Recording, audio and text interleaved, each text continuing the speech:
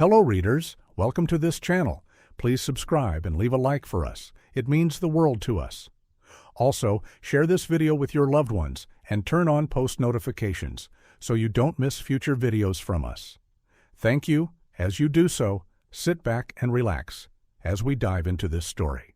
Weatherford Hall woke up every morning with the same quiet wait. The stone walls were grand, the windows tall, and the garden stretched out like a picture. But inside, the house carried a kind of sad silence. 3 years had passed since the Duchess of Weatherford died, yet her absence still lived in every room. Thomas Hargreaves, Duke of Weatherford, sat in his study that morning, his desk covered with letters, estate maps, and long lists of bills.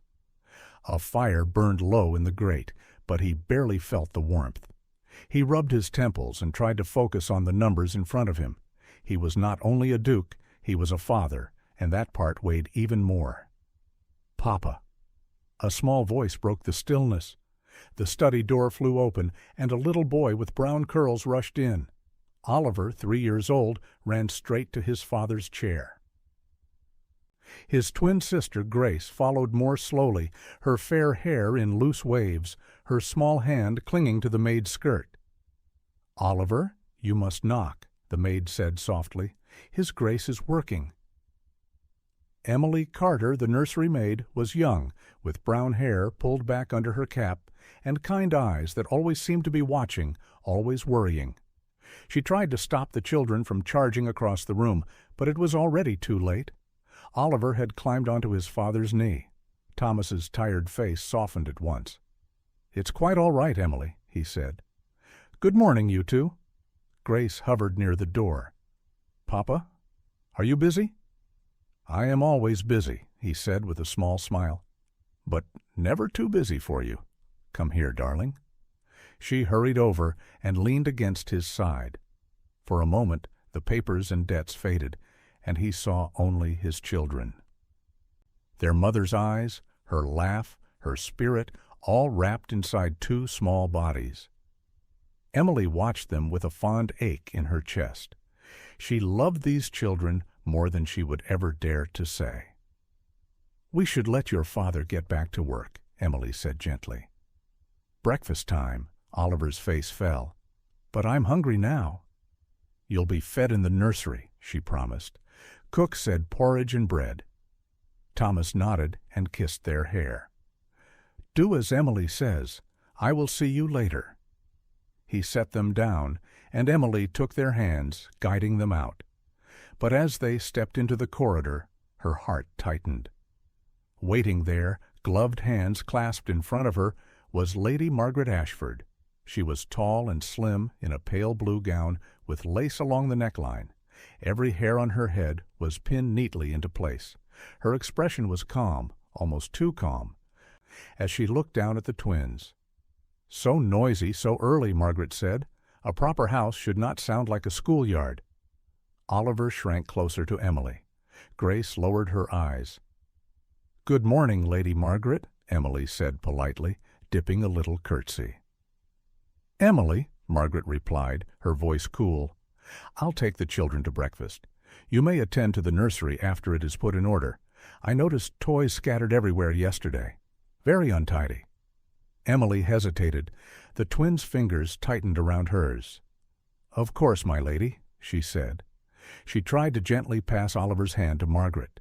He pulled back. "I want Emily," he whispered. Margaret's smile did not reach her eyes. "Oliver," she said, "it is rude to disobey. I am going to be your father's wife. You must learn to mind me." She took his shoulder and turned him toward the stairs. Grace followed, cheeks pale. Emily watched them go, a knot growing in her stomach. Breakfast was quiet, tense. The twins sat at the nursery table. Their bowls held thin porridge, no honey, with a very small piece of bread on each plate. Oliver stared at his spoon. "Is there more bread?" he asked. Margaret's voice floated from the doorway. "Children must learn restraint. You will not grow into proper adults if you are allowed to stuff yourselves." Emily, clearing a shelf on the far side of the room, paused. "My lady, they played in the gardens yesterday all afternoon. They are quite hungry." Margaret's gaze sharpened. "I did not ask your opinion, Emily. They have had enough." Grace swallowed. "Please, my lady," she whispered.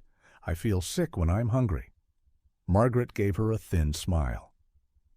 "You feel sick because you are used to being spoiled," she said. "Your mother is gone, and you can no longer live without rules. Eat what you are given, no more. And no singing at the table, Grace. It is common." Emily felt heat rise behind her eyes, but kept her head down. She knew her place. She also knew the twins had barely eaten the night before, because Cook had quietly told her so. When Margaret left the room for a meeting with the housekeeper, Emily moved quickly. Once the door closed, she went to the cupboard, hands shaking slightly. She pulled out 2 extra slices of bread and a bit of cheese, and slipped them onto the children's plates. "Hurry," she whispered. "Eat." Oliver's eyes lit up. "Thank you, Emily." Grace bit into the bread so fast crumbs fell onto her lap. "You'll get in trouble," she whispered. "I will say I miscounted," Emily replied. "Now eat, both of you." They did, with the desperate focus of the truly hungry. Emily knew this wasn't just about strictness. She had seen strict. This was something sharper, something colder. It had started small, less sugar in their tea, reminders to sit straight, but it was growing. The first time she saw the linen closet used as punishment, she told herself it wouldn't happen again. It did. That afternoon, Emily passed the long corridor near the guest rooms and heard muffled crying from behind a door.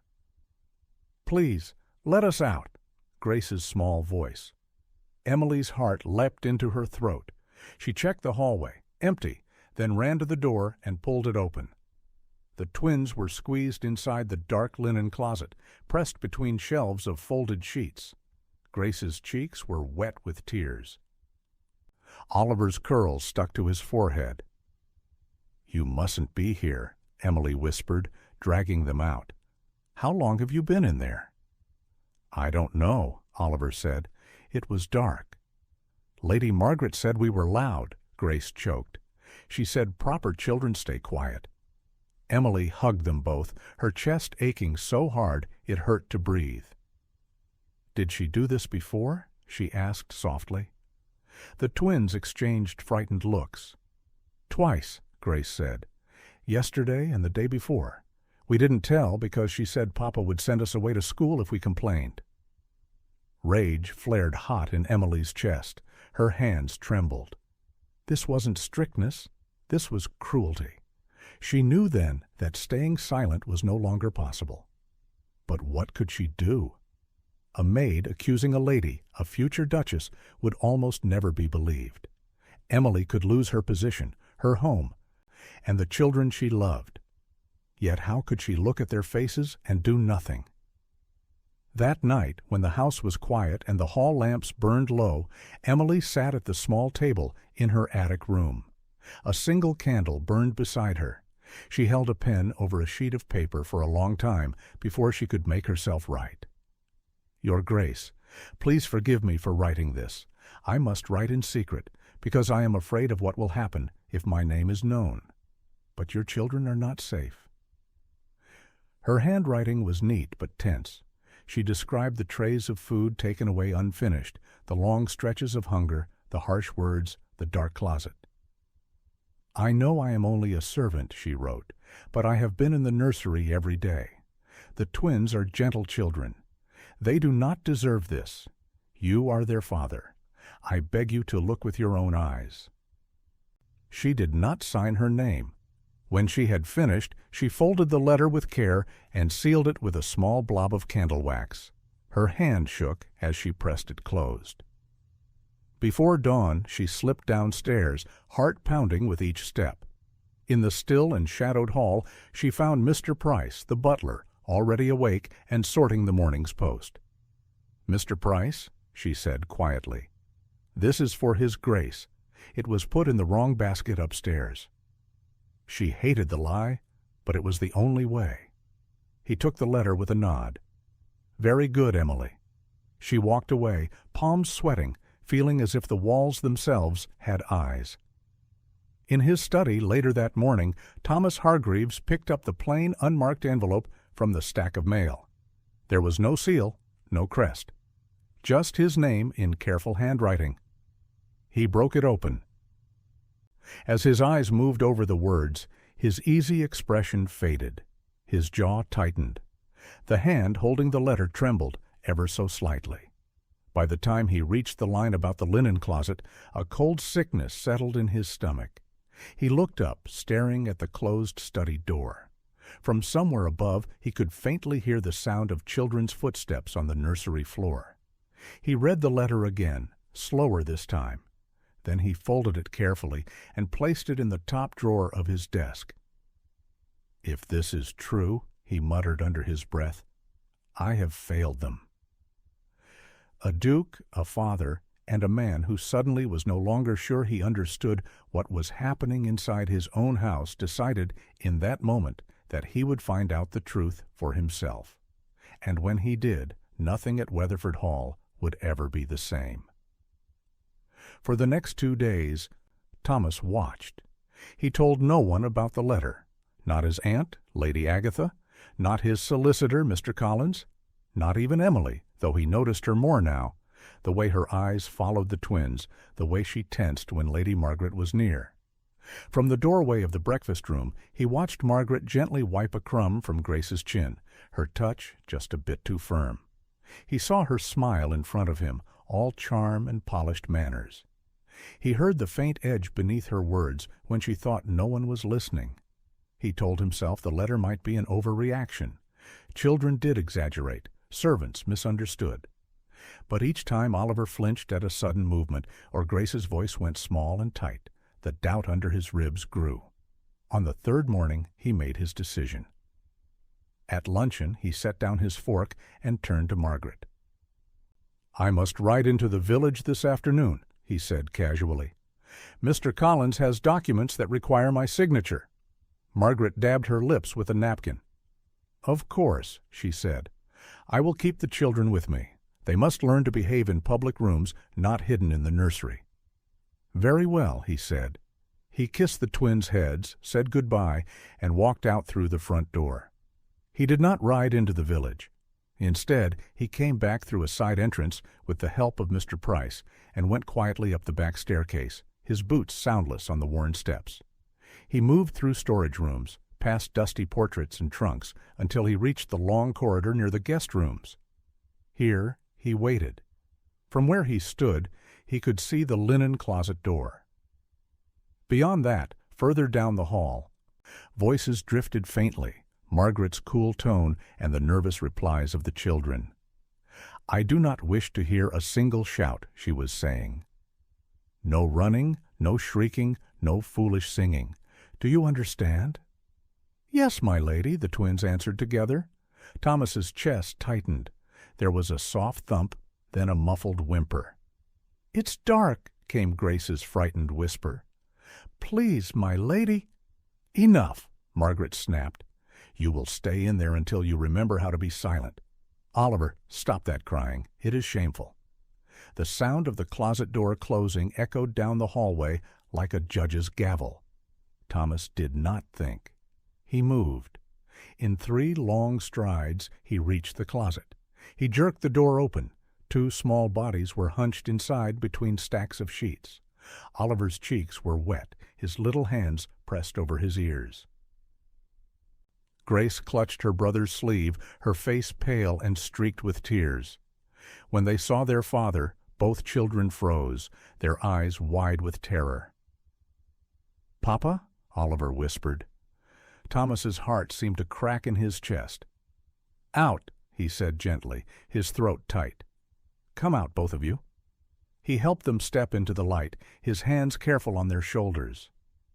"Were you locked in here?" he asked, though he already knew the answer. Grace nodded miserably. "We were too loud," she said. "Lady Margaret said we needed to learn to be good." Thomas turned slowly. Lady Margaret stood halfway down the hall, her face suddenly white, then flushing red. She had not seen him return. She had not known he was there. "Thomas," she said, voice high and strained, "you startled me. I thought you had gone out." "I was delayed," he said quietly. "So I thought I would walk through my own house. Imagine my surprise." He stepped forward, the twins clinging to each of his hands. Margaret's eyes flicked to the children, then back to him. "This is absurd," she said, lifting her chin. "You are making a scene over a brief punishment. They were not starving. They were not hurt. They were noisy and disobedient. That closet is hardly a prison, Thomas. It is a teaching tool." "For how long have you been doing this?" he asked, voice low. "A few minutes," Margaret said. "10 at most?" "Grace?" he asked without looking away from Margaret. "How long were you in there?" Grace swallowed. "I don't know," she whispered. "My tummy started to hurt. I tried not to cry, but it was so dark." Oliver's voice came out in a rush. "We were in there yesterday, too, and the day before." "You said we would go to school far away if we told." Margaret's face contorted. "You little liar!" she snapped. "They exaggerate, Thomas. They always have. They are spoiled. That maid fills their heads with nonsense and feeds them behind my back. She undermines everything I do." Emily, who had come running at the first sounds in the hallway and now stood frozen near the corner, flinched at Margaret's words. Thomas turned toward her. "Emily," he said, "come here, please." She stepped forward, palms damp, heart hammering. She did not know if he knew about the letter. She did not know what he wanted from her. But the children clung to him like shipwrecked sailors, and she could not stand back and pretend she saw nothing. "I need you to speak plainly," Thomas said. "Have my children been locked in this closet before?" Emily looked at Margaret, then at Thomas. She remembered the warning in Margaret's eyes, the quiet threats. She also remembered Grace's trembling shoulders and Oliver's shaky whisper. It was dark. "Yes, Your Grace," she said, voice shaking but clear. "They have. More than once." Margaret let out a sharp laugh. "Of course the maid agrees with the children. She is sentimental, Thomas. She thinks a pinch of hunger is cruelty and a short stay in the dark is torture." Emily's hands curled into fists at her sides. "With respect, my lady," she said, surprising even herself with her own boldness, "it is not a pinch of hunger when their stomachs growl at night, and it is not a short stay when they cannot tell how long they've been in the dark." Margaret's eyes burned. "You dare speak to me that way?" "I dare speak for them," Emily said, her voice trembling but steady. "Because they're too scared to speak for themselves." The hallway seemed to hold its breath. Thomas looked from Margaret's cold fury to Emily's frightened courage, then down at his children. Oliver's small fingers dug into his hand. Grace leaned into his side, still shaking. In that moment, he saw everything clearly. "Take the children to the nursery, Emily," he said quietly. "Find Nurse Ellen. See that they are washed, fed, and put to rest." "Yes, Your Grace," Emily replied. She reached for the twins. They looked up at their father, uncertain. "Go," he said, his voice softening. "I will come to you soon." They obeyed, clinging to Emily as she led them away. When they were gone, the air in the corridor felt sharper, colder. Thomas faced Lady Margaret. "You will never again be alone with my children," he said. Her lips parted. "Excuse me?" "You heard me," he replied. "Whatever discipline they require, it will not come from you." She drew herself up. "Thomas, think carefully. I am your fiancée, soon to be your Duchess. Are you truly going to take the word of a maid and 2 spoiled children over mine?" "I am going to take the word of my own eyes," he said. "And what I saw just now is enough." "Enough for what?" she demanded. "For this," he said quietly. "Our engagement is at an end, Lady Margaret. You may consider the understanding between us broken." Silence pressed between them, heavy and hot. "You are throwing away an alliance with my family," she hissed. "You are already in debt. My father's investments keep your estate afloat. Do you imagine he will continue that if you insult us like this?" "I will not trade my children's safety for his money," Thomas said. "If you believe I will, then you have never known me at all." Margaret stared at him as if she did not recognize him. For a moment, something like fear flickered across her face. Then it hardened into rage. "You will regret this," she said. "When Weatherford Hall begins to crumble and the creditors are at your gates, remember that you chose a pair of sniveling brats and a presumptuous maid over sense." She turned on her heel and walked away, her steps sharp and angry against the polished floor. Thomas stood alone in the corridor, the open linen closet yawning dark beside him. He looked into that small, shadowy space and imagined his children inside, crying in the silence, believing they deserved it. His hands curled into fists. "I should have seen sooner," he murmured. Now that he had seen, there would be no turning back. Somewhere downstairs, a footman was no doubt already saddling a horse, carrying news toward Lord Ashford's grand house and the fury waiting there. Storms were coming, financial, social, and personal. But first, Thomas went to the nursery, where 2 frightened children and 1 brave maid waited for what would happen next. The gossip reached the servants' hall before it reached the drawing room. By evening, everyone in Weatherford Hall knew that the Duke had broken his engagement to Lady Margaret Ashford. The news spread like spilled ink, fast, messy, and impossible to take back. "He did what?" the footman James whispered to the scullery maid. "Sent her away," she breathed. "Over the children, they say." Mrs. Harding, the housekeeper, shushed them sharply. "Back to work. This is not our affair."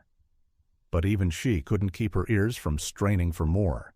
It was impossible not to wonder what this meant for the house and for the maid who had somehow been at the center of it all. Upstairs, in the quiet nursery, Emily sat on the floor between the twins' beds. Oliver had finally fallen asleep, his hand still clutching her apron. Grace stared at the ceiling, eyes open and haunted. "Will Lady Margaret come back?" Grace asked in a small voice. "No," Emily said gently. "Your father won't let her."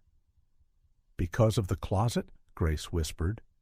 "Yes," Emily said, "because of the closet, and because of many other things she should never have done." Grace was silent for a moment. "She said Papa loved her more than us," she murmured. "She said he would send us away if we complained." Emily swallowed hard. She was wrong. A soft knock sounded at the nursery door. Emily rose carefully, easing Oliver's hand away from her apron, and opened the door. Thomas stood there, looking more tired than she had ever seen him. "Are they asleep?" he asked quietly. "Oliver is. Grace is awake, but resting," Emily replied. He stepped inside and moved to Grace's bedside. He sat down on the edge and brushed a strand of hair from her forehead.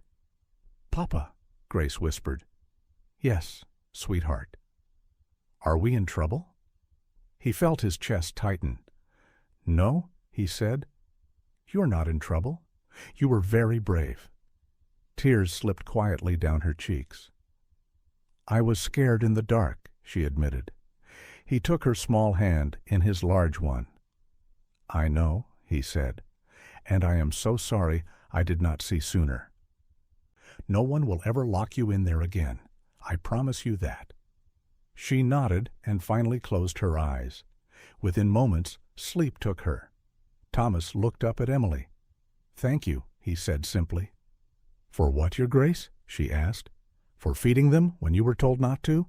For opening that door when you heard them crying? For having the courage to tell me the truth?"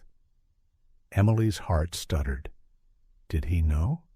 She forced herself to meet his eyes. "I only did what anyone should do," she said. "They're children." "Not everyone does what they should," he replied. "You did." He stood, his gaze shifting toward the window, where the sky outside had grown heavy and gray. "There will be consequences," he said quietly. Lord Ashford will not accept this lightly." "I am sorry," Emily said. "I never meant to cause trouble." "You did not cause it," Thomas said, turning back to her. "Margaret's actions did. My blindness did. You brought it into the light. That is all." He left the nursery then, leaving Emily with a strange mix of fear and warmth in her chest. 2 days later, Lord Ashford's answer arrived. Thomas sat in his study as Mr. Collins, his solicitor, unfolded the letter. The older man's brow furrowed deeper with each line he read. "Well?" Thomas asked. Mr. Collins cleared his throat. "Lord Ashford is displeased, Your Grace."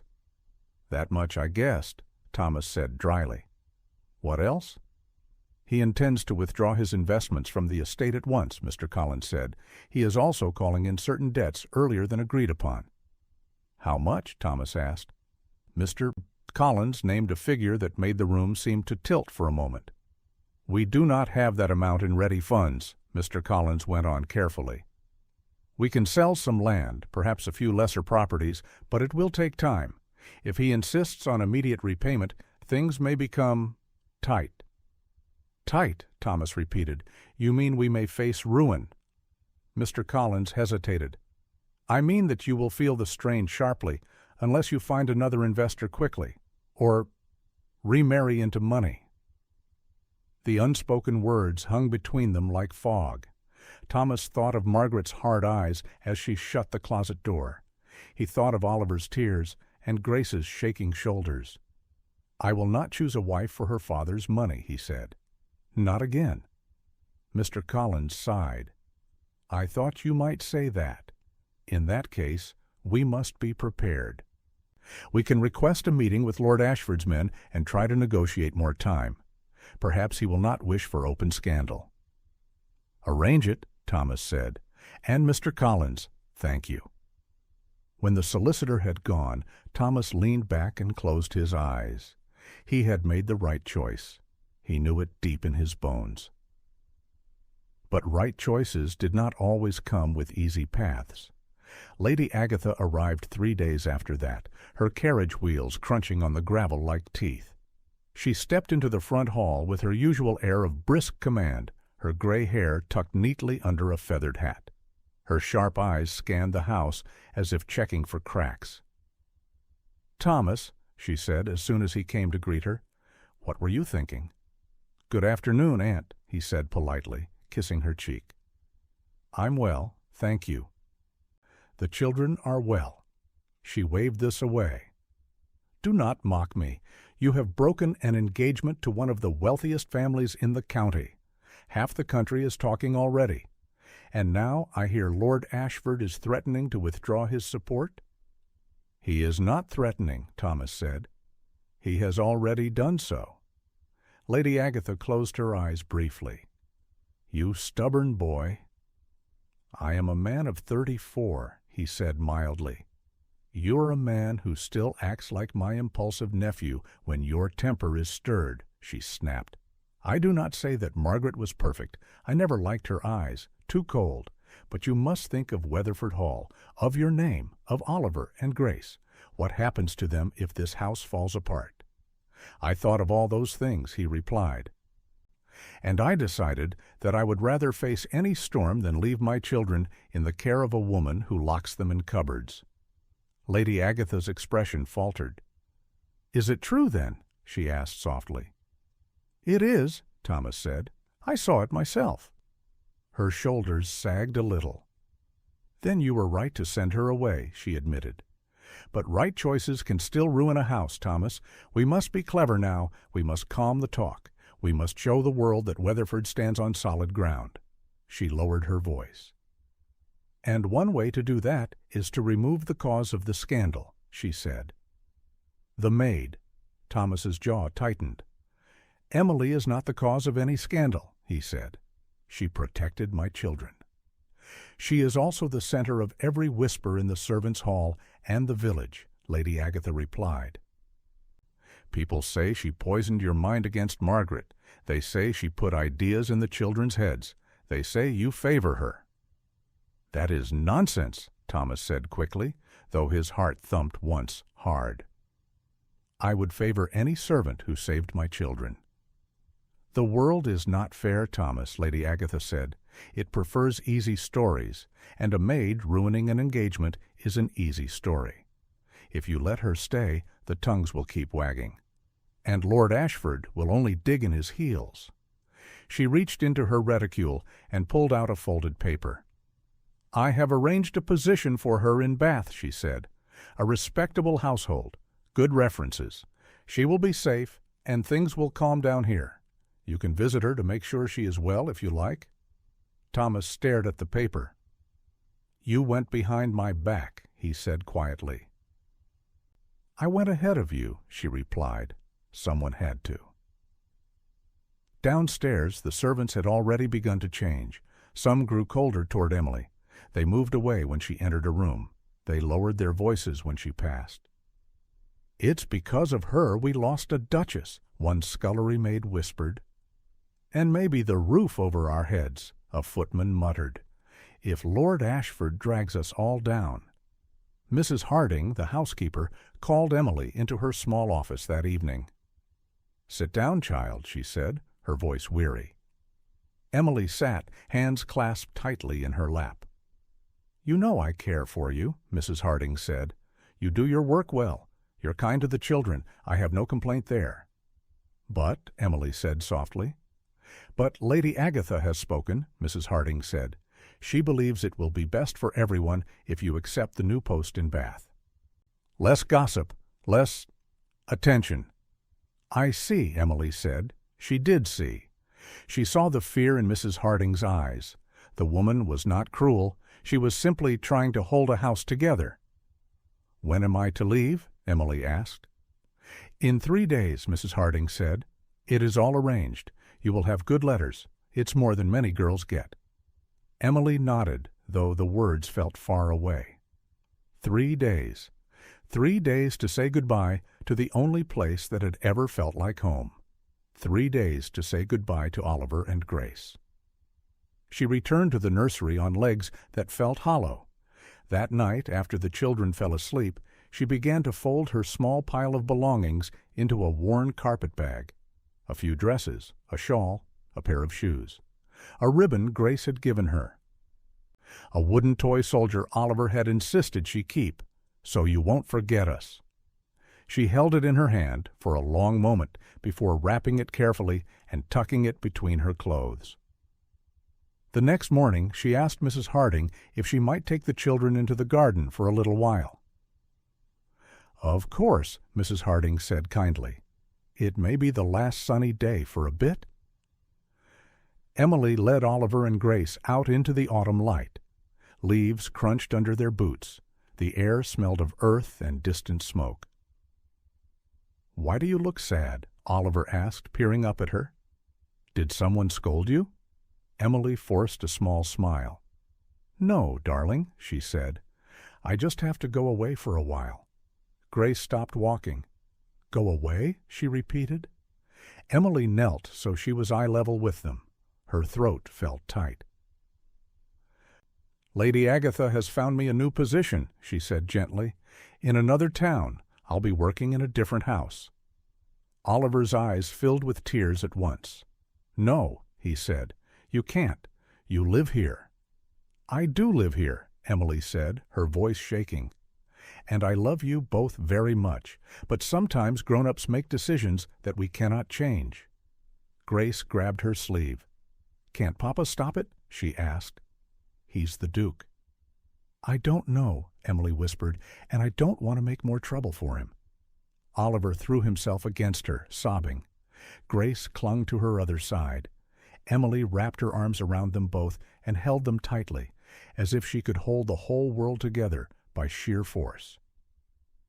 She did not see Thomas watching from an upstairs window, his heart twisting at the sight. Later that afternoon, Emily carried her packed carpet bag into the nursery one last time. Oliver and Grace sat on their beds, faces red from crying. "I'll write if I can," Emily said. "Mrs. Harding will tell you how I am. You must be very good for Nurse Ellen. Help each other." "We don't want Nurse Ellen," Oliver burst out. "We want you." Grace's voice shook. "Did we do something bad?" she asked. "Is it because we told about the closet?" "No," Emily said, tears spilling down her cheeks now. "You did nothing wrong. You were brave and honest. This is not your fault." She kissed their heads, breathing in their familiar scent of soap and sunshine and porridge.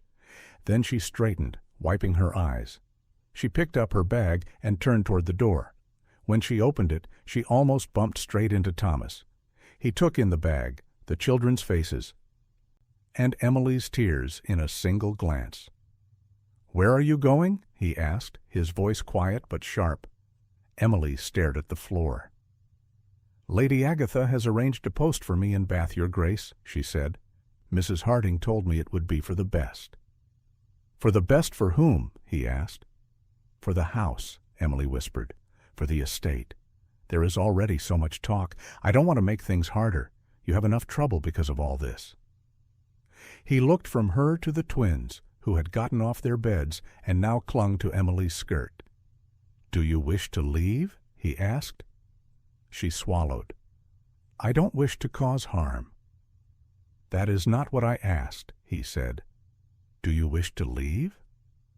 Emily met his eyes at last. "No," she said hoarsely.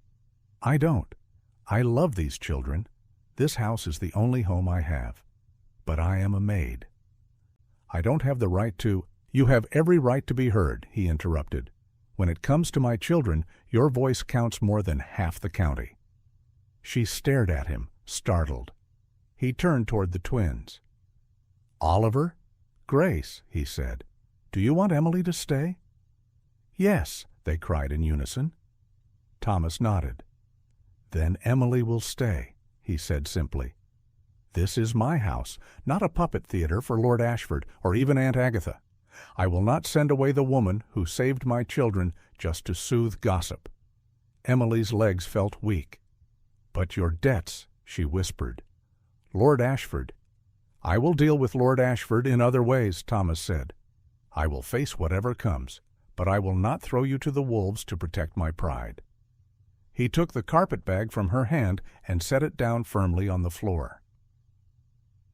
"I hope you will continue to care for my children, Miss Carter," he said, his voice gentler now, "if you are willing."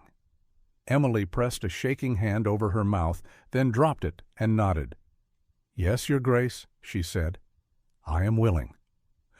Oliver and Grace cheered and flung themselves at her, laughing and crying at the same time.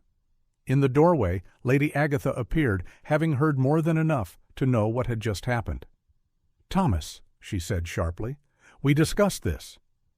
"Yes," he said, "and I have decided." She looked at Emily, then at the children, then at her nephew. "You are making everything harder," she said slowly. "Perhaps," he replied, "but I am also making it right." Lady Agatha closed her eyes, exhaled deeply, and shook her head.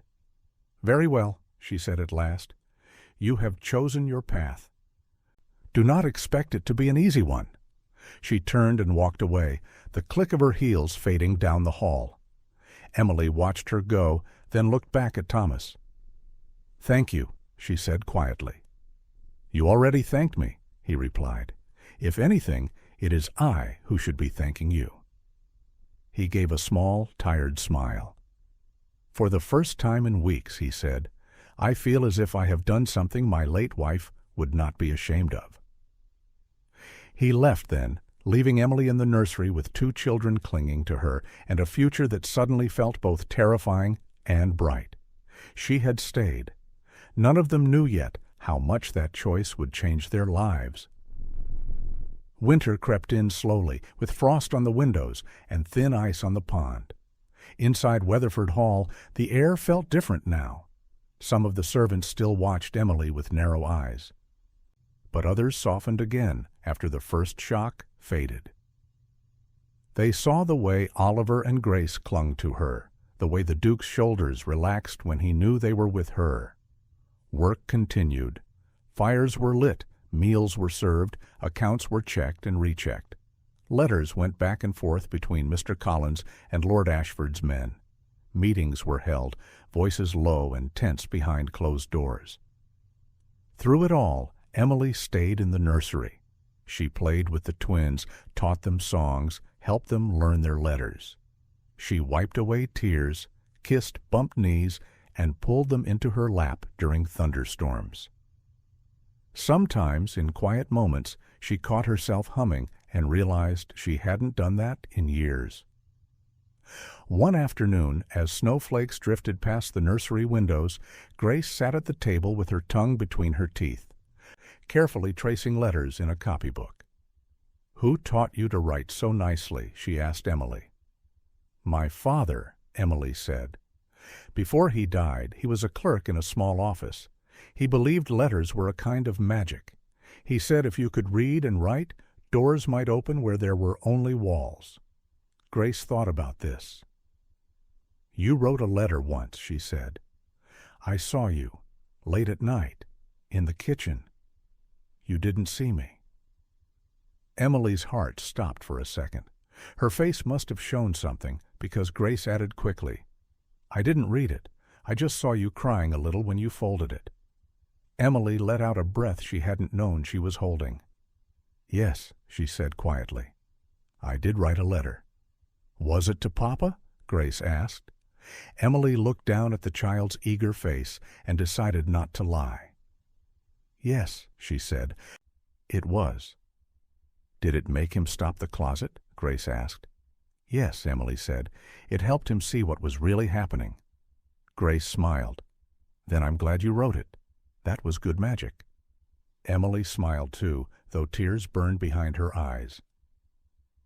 In the evenings, after the children were asleep, Emily sometimes stayed up to mend their clothes by the nursery fire. Once in a while, Thomas would knock softly and look in on them. He never stayed long. A few minutes, a few questions. Were they well? Were they eating? Did Oliver still wake from nightmares? Still, his visits left the air humming after he left. One night, near the end of winter, he knocked as usual. Emily opened the door, smoothing her apron out of habit. "Are they asleep?" he asked quietly. "Yes, Your Grace," she said. "They had a long day. We built a snowman." He stepped in, his gaze softening as he looked at the two small figures bundled under blankets. He moved closer and pulled the covers up under Oliver's chin, then brushed a lock of hair from Grace's forehead. "You are very good with them," he said. "I care about them very much," Emily replied. "I know," he said. He turned and looked at her for a long moment. The firelight flickered over his tired features. "Would you join me in the library for a moment?" he asked. "If you are not too tired, there is something I need to discuss with you." Emily's heart skipped. "Of course, Your Grace," she said. She followed him down the quiet hallway, down the stairs, and into the library, a warm room lined with books from floor to ceiling. A fire burned brightly in the hearth. Lady Agatha was nowhere in sight. Thomas closed the door behind them and motioned toward two chairs near the fire. "Please," he said. "Sit." Emily sat stiffly on the edge of the chair, hands clasped in her lap. She could not imagine what he wanted to talk about with her alone in such a room. "I met with Lord Ashford's men today," he began. Emily's stomach twisted. "Oh?" "He still wishes to cause trouble," Thomas said. "He wants his money back quickly. He wants to see Weatherford bend, but Mr. Collins believes we can hold the worst of it off for some time. We will not be comfortable, but we will not lose everything." "I am glad," Emily said sincerely. "This house means so much to so many." He nodded. "There is another matter," he said slowly. "A more personal one. I have been thinking about it for some time, and I cannot stop thinking about it. So it seems best to speak plainly." Her breath caught. "Miss Carter." "Emily," he said, her name soft and unfamiliar on his tongue. "When my wife died, I believed that part of my life was over. I thought I would never feel again what I felt for her.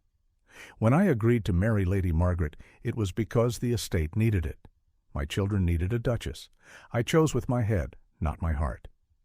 He looked into the fire for a moment, then back at her. "These last months," he went on, "you have been in my house every day. I have seen your courage, your kindness, your patience with my children. You risked everything to protect them. You stayed when it would have been easier to go. And somewhere in all of that, I began to feel something I did not expect to feel again." Emily's hands trembled in her lap. "Your Grace," she whispered. He stood, as if the words were too heavy to say, sitting down. "I care for you, Emily," he said simply. "Deeply, not only as the maid who saved my children, but as a woman whose heart I admire. I know the difference now between respect, duty, and love, and I cannot pretend any longer that I do not love you." The room filled with a stunned, echoing silence. Emily stared at him, her heart racing. She had imagined many futures for herself, being a maid in another house, perhaps marrying a stable boy or a shopkeeper one day. She had never, not even in secret dreams, let herself imagine this. "I am no one," she said at last, her voice barely above a whisper. "I am a maid. I have no family name, no fortune. People already gossip.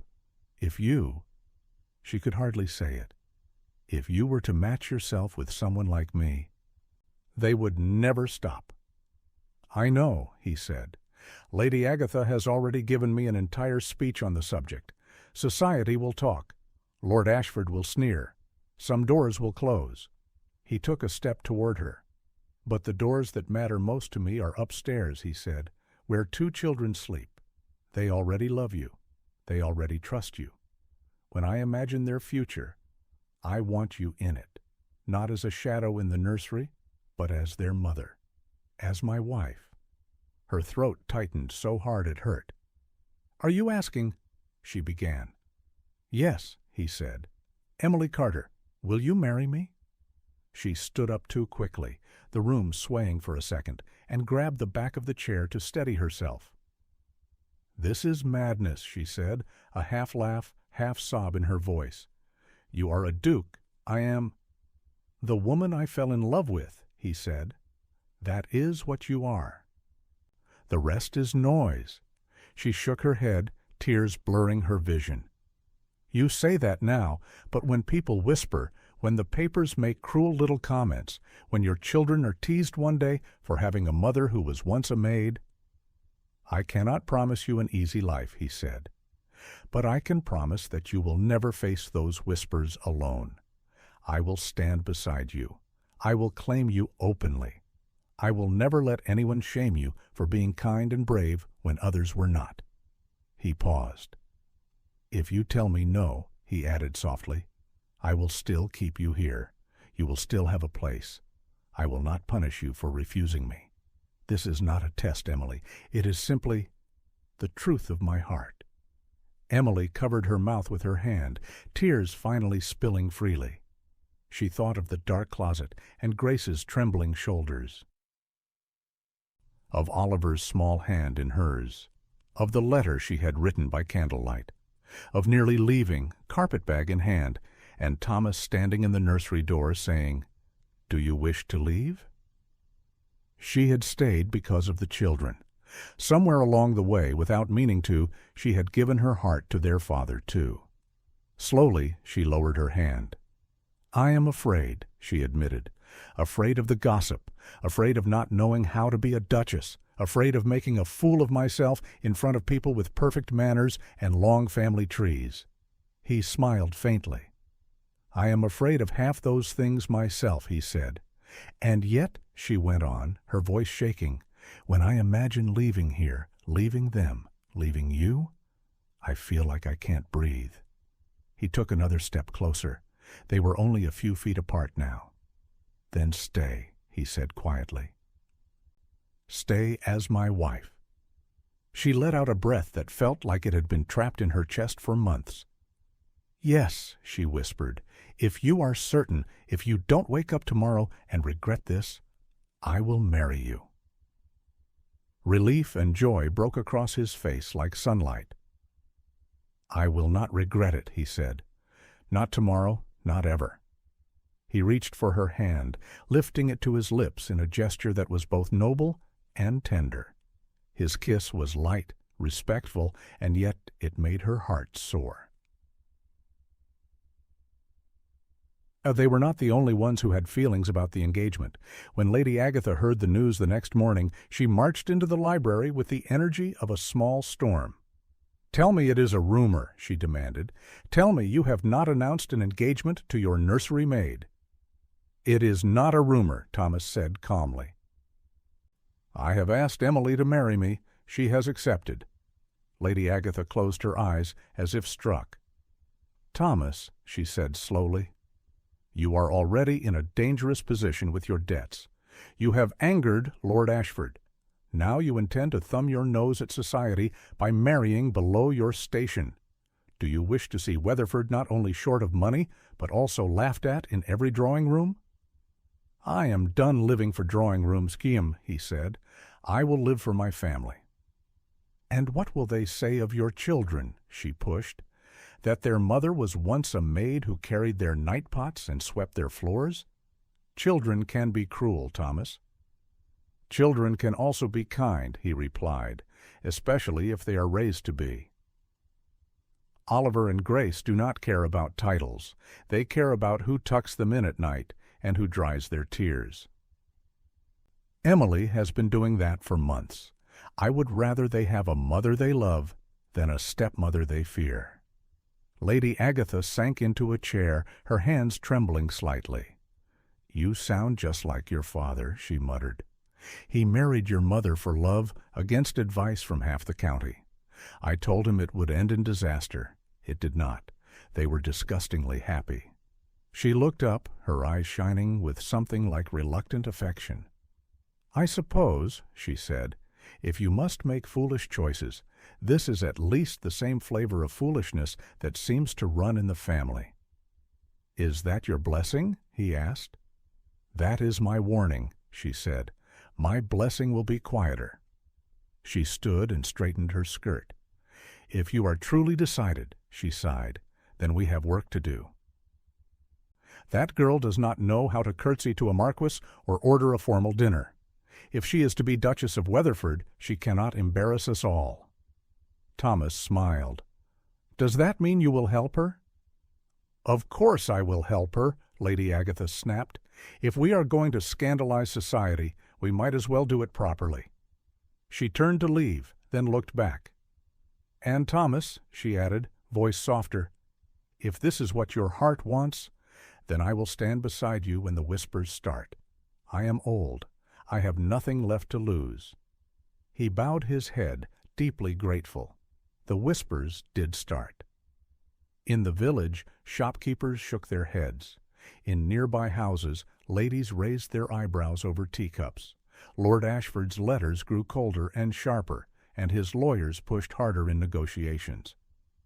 But inside Weatherford Hall, something else was happening too. Lady Agatha drilled Emily on table manners and the order of precedence.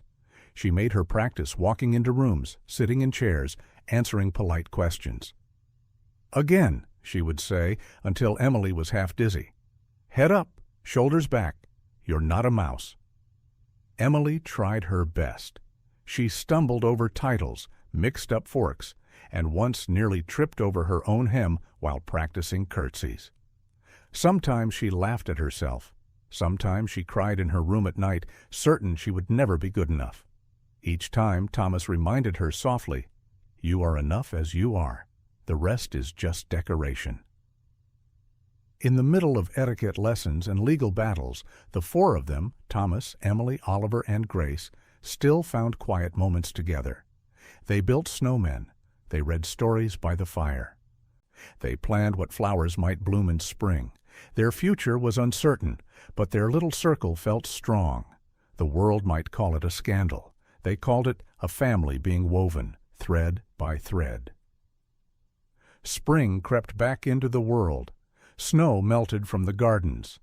Tiny green shoots pushed through dark soil. Birds returned to the hedges, filling the mornings with bright, hopeful sound. In Weatherford Hall, preparations for a very unusual wedding took place. It would not be a grand affair.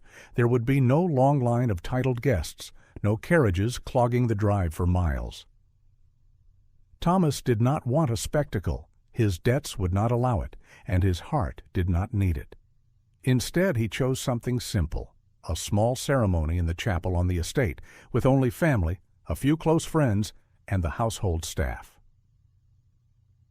"Servants at a duke's wedding," Lady Agatha murmured as she wrote the list. "What will the world think?" "Let them think what they like," Thomas said. "These people know us. They have carried us through the hardest months. They deserve to be there when something good finally happens." Emily watched all this with a sense of drifting between two worlds.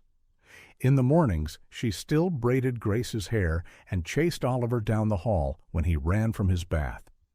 In the afternoons, Lady Agatha took her hands and made her practice walking down an imaginary aisle with slow, steady steps. "You keep looking at the floor," Lady Agatha scolded gently. "You must look ahead. You are not being marched to the gallows." "I feel as if I might trip," Emily admitted. "If you trip," Lady Agatha said dryly, "half the county will faint and the other half will laugh, and then they will all move on to the next scandal. The only person whose opinion matters is the man waiting for you at the front." Emily smiled shyly. "Speaking of which," Lady Agatha added, her tone turning fond, "I have never seen my stubborn nephew so light on his feet. He practically hums when he walks." "I do not hum," Thomas protested later when she repeated this teasing in front of him. "You're humming now," Lady Agatha replied. On the morning of the wedding, Emily woke before dawn. For a moment, in the dim gray light, she forgot what day it was. Then she saw the pale gown hanging on the wardrobe door, and her heart gave a little lurch. The dress was simple but beautiful, a soft ivory with a clean neckline and a ribbon at the waist.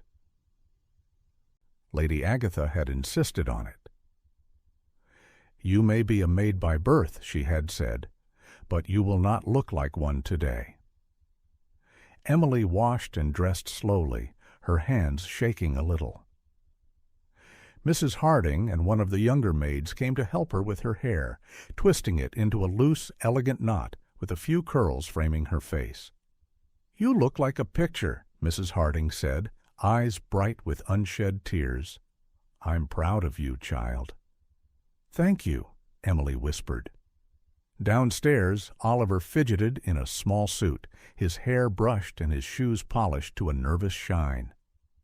"Why do we have to dress so tight?" he complained, tugging at his collar.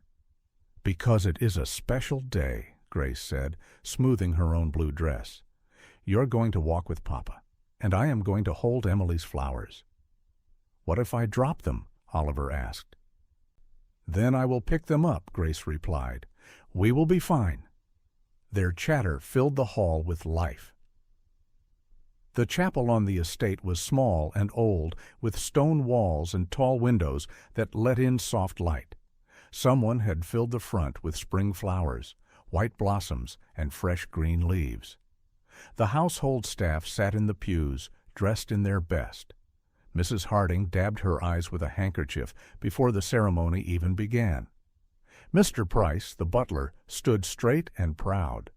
Thomas stood near the front, his hands clasped behind his back. He wore a dark coat, his hair neatly combed.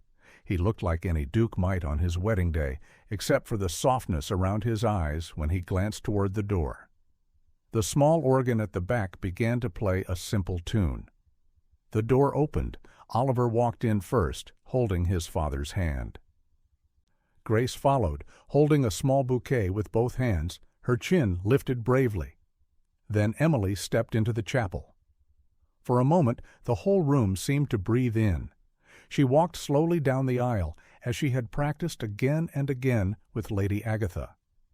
But now there were no imaginary guests, no empty chairs. There were people who knew her, who had watched her scrub floors and carry laundry, now watching her in a white dress. Her heart pounded. She kept her eyes on Thomas. He was not looking at the floor or at the guests. He was looking only at her, his gaze warm and steady. When she reached him, her hands stopped trembling. The ceremony was simple. The vicar's words were plain and kind. No one talked about titles or debts. They talked about promises. "To love and to cherish," the vicar said, "in sickness and in health, in joy and in sorrow." Emily spoke her vows with a clear voice. Thomas's voice was deep and steady when he answered. When the vicar finally said, "You may kiss your bride," Thomas leaned in and kissed her with gentle respect and quiet joy. It was not a wild kiss, not something for gossip. It was a promise pressed to her lips. Oliver clapped before anyone else remembered to, his small hands starting a wave of applause. Grace grinned from ear to ear. Lady Agatha wiped her eyes so hard she nearly knocked her hat askew. "Ridiculous," she muttered to herself. "I always cry at weddings." The small feast afterward was held in the great hall. The tables were set with simple but good food. There was bread still warm from the oven, roasted meat, fresh greens, and a small cake with white icing. Emily sat at the head table beside Thomas, feeling very strange and yet oddly at ease. When she looked at the long rows of faces, servants, a few distant cousins, Mr. Collins, even some of the tenants, she saw more smiles than frowns. Mrs. Harding came up to her at one point with a serious expression. "Your Grace," she said. Emily blinked. It took her a moment to realize the housekeeper was talking to her. "You mustn't call me that," Emily began, then stopped herself. She looked helplessly at Thomas. "You are Duchess of Weatherford now," Thomas said gently. "You may as well get used to it." Mrs. Harding's stern face softened into a smile. "I wanted to say," she said, "that when all this started, I was afraid. Afraid of changes, of gossip, of losing the roof over our heads. I did not always stand on your side as firmly as I should have." Emily opened her mouth to protest, but Mrs. Harding shook her head. "Let me finish," she said. "I have watched you these last months. I have seen how you care for the children and how they shine when they look at you. That is more important than any title. I am proud to serve you, Your Grace." Emily's eyes filled with tears. "Thank you," she said. "That means more than I can say." In the weeks that followed, life did not suddenly turn perfect. Bills still came. Mr. Collins still visited with papers for Thomas to sign. The agreements with Lord Ashford's men were hard but manageable. They had to cut back in some areas, fewer luxuries, careful spending, but Weatherford Hall stayed standing. Some neighbors refused to call. Others came out of curiosity, then found themselves disarmed by Emily's sincerity and gentle humor. "Not at all what I expected," one lady whispered to another after a tea. "I thought she'd be shy and dull. Instead, she's kind. I like her." Emily worked hard to learn her new role. She met with tenants and listened to their worries about crops and repairs. She sat with Thomas in the study as he went through accounts, asking questions and slowly learning how the estate worked. She made mistakes and laughed at herself more than once. At night, Oliver and Grace came to her room with stories about their day.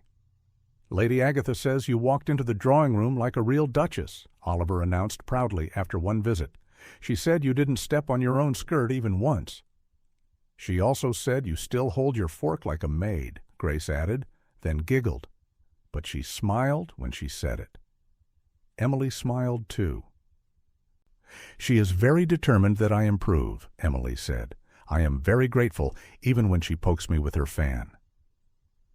One warm afternoon, months after the wedding, Emily and Thomas walked together in the garden while the twins ran ahead, chasing butterflies through the tall grass. "It feels different," Emily said softly. "What does?" Thomas asked. "The house," she replied. "The air. It used to feel so heavy all the time, like everyone was waiting for something terrible to happen." "And now?" he asked. "Now," she said, watching Oliver trip and bounce back up laughing, It feels like we are building something instead of just trying to keep it from falling apart." Thomas nodded. "We are not free of trouble," he said. "Lord Ashford still dislikes me. Some people still whisper about you. The estate will take years to straighten out." "I know," Emily said, "but we're facing it together. That makes the storms feel smaller." They walked in silence for a moment. "Do you ever regret it?" she asked quietly. "Breaking your engagement, choosing this harder road, choosing me?" He stopped and turned to face her. "Never," he said. "Not for one moment. If I had not listened to you, if I had looked away instead of opening that closet, I might still have my old peace. But it would be the peace of a man who ignored his children's cries. I would rather struggle as an honest father than stand tall as a coward." He took her hand, squeezing it gently. "And as for choosing you," he added, "that is the easiest choice I have ever made."